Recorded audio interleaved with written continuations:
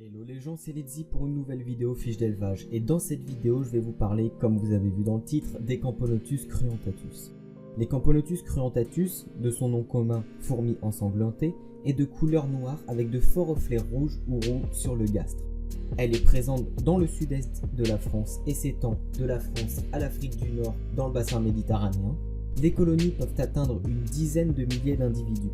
La taille des ouvrières varie, elle, de 7 à 15 mm et celle de la gine de 15 à 20 mm, ce qui fait d'elle la troisième plus grosse espèce de France et une des plus grandes d'Europe.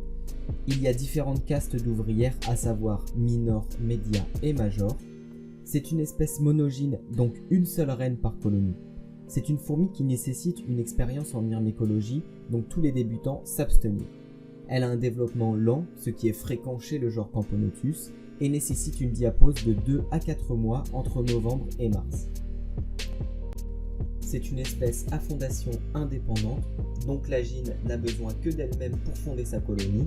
C'est une espèce claustrale, donc la gine ne doit pas être nourrie avant d'avoir ses ou sa première ouvrière.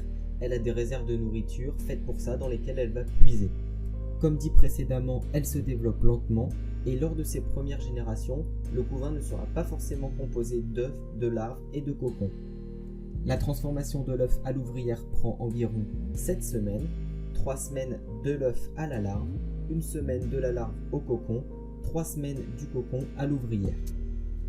Elle aime les températures comprises entre 25 et 30 degrés le jour et 22 degrés la nuit. Il lui faut un taux d'hygrométrie compris entre 20 et 40%, bien qu'elle puisse aimer les forts taux d'hygrométrie par expérience personnelle. Comme toute Camponotus, elle adore les liquides sucrés et un apport en protéines régulier. On peut également lui donner des fruits. Dans la nature, elle vit sous terre, sous des pierres, dans des zones sèches, assez arides, par exemple chez nous, le sud de la France.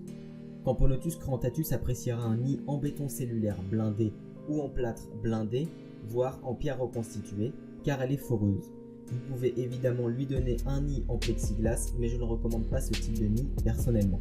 C'est une espèce très agile, comme la plupart des Camponotus, qui franchira avec facilité votre anti-évasion. Un couvercle est donc presque indispensable dans l'aire de chasse. C'est une espèce que j'affectionne particulièrement et qui fait partie de mon élevage à long terme. Je l'élève depuis quelques mois déjà et le développement est de plus en plus rapide.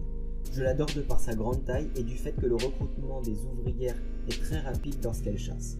J'espère que cette vidéo vous a plu, n'hésitez pas à me donner des conseils sur la vidéo, s'il y a des choses à revoir ou autres pour les prochaines fiches d'élevage. N'hésitez pas non plus à liker, à vous abonner à la chaîne et à partager sur les réseaux. Allez, à plus pour une prochaine vidéo. Toutes les sources sont dans la description.